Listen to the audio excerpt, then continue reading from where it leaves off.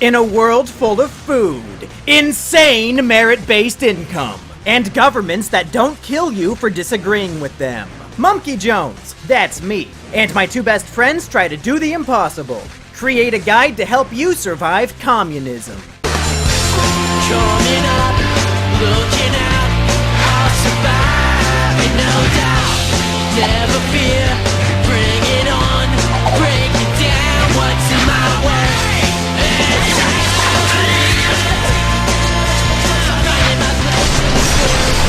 Mumkey's Declassified Communism Survival Guide. Your results may vary. If you turn on the news, you might be wondering if you woke up in the year 1940, because there are Nazis and communists running amok. This sudden rise in communism is due in part to the popularity of Democratic candidate Comrade Sanders, and this ideology is growing in popularity so quickly that full-scale communism is right around the corner. But there are a lot of misconceptions in the public sphere about what communism really is. So when a communist dictator, leader, rises up, most people aren't going to know how to avoid getting murdered by their new government. But don't worry though, that's why I'm here, to teach you the tips and tricks that will help you survive communism. Chapter 1: Equality. As any true communist will tell you, the fundamental principle of communism is equality, where social classes don't exist and all people are equal. This is true, as all citizens living under communism will be equally dirt fucking poor, and will get to spend an equal amount of time standing in bread lines. That brings us to communism tip number 1. Stop being hungry. Now's as good a time as any to prepare your body for malnutrition and starvation. I would recommend starting off with 3 slices of bread per day and working your way down from there. But as every 14-year-old girl who rejected me in middle school will tell you, living your day-to-day life famished is pretty easy. The hard part is not dying of boredom while standing in the bread line for 3 hours a day. That's why I recommend initiating small talk with your fellow comrades in order to make the wait time fly on by. Oh boy! I sure do love standing in line all day instead of working. Me too! I'm not even hungry! My daughter died of malnutrition last night, and we ate her! We've been eating like kings! This is communism, my friend! We all eat like kings.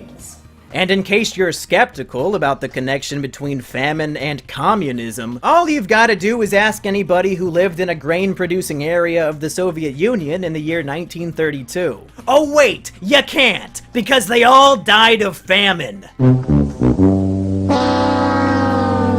The communist government's forced collectivization of agriculture led to the deaths of 6 million people. That brings us to communism tip number 9. Acquire a taste for human flesh. There might not be any grain available for lowly peasants like you, but there sure will be a lot of dead bodies. Humans taste really good. I once ate out Jane Goodall and it tasted like microwaved wet dog food.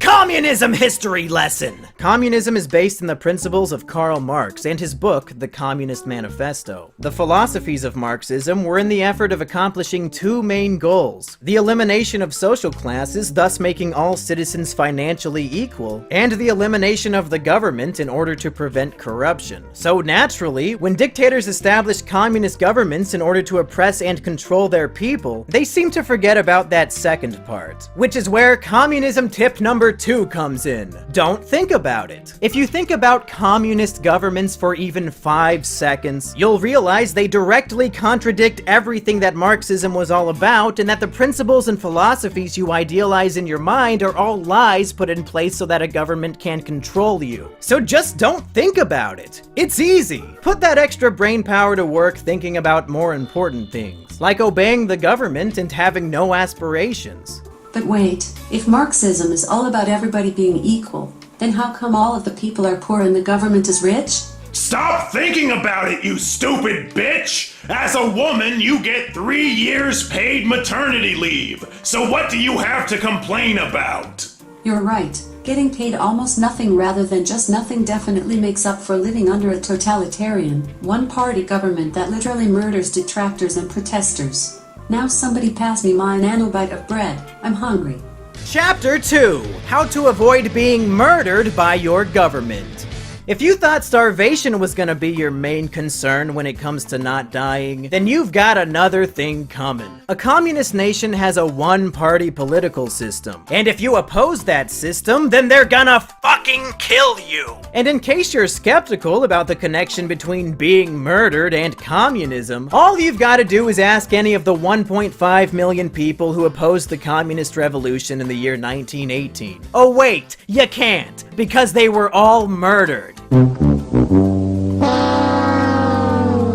No wait, please. I'm sorry I was skeptical about communism earlier. I just didn't like the idea of my country being taken over by a corrupt dictatorship. Please don't. If you don't want to share Alexa's fate, then just follow communism tip number 3. Don't have opinions. In the wonderful world of communism where everybody is treated equally, your government will literally kill you for having the wrong opinion. It's no wonder why so many social justice warriors are communist. Killing people for having the wrong opinions are the only way they can win an argument. That's right, Mumkey. Not only will communist governments kill you for speaking against them, but they'll make it like you never existed. Joseph Stalin would edit people out of pictures after they confessed to anti-Soviet activity. If you thought getting banned from a YouTube comment section was bad, this guy literally got banned from existence. Wow, he banned people for disagreeing with him? Joseph Stalin would have been a great YouTuber. He was also severely depressed and hated all of humanity. He would have fit in perfectly with the YouTube community. Chapter 3: Excuses, Excuses, Excuses, and How to Make Them. The most important principle for modern-day communists isn't equality or independence from the government.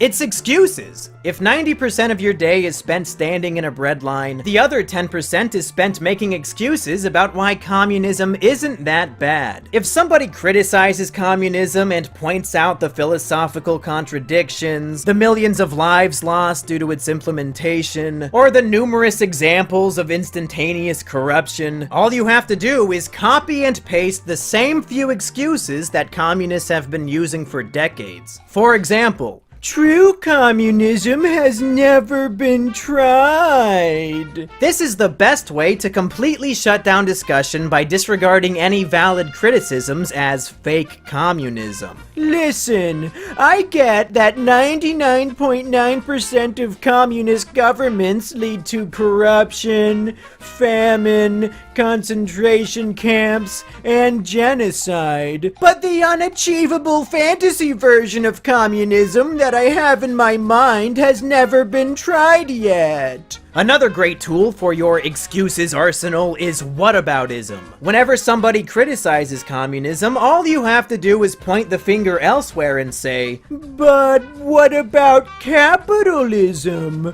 What about the United States? What about,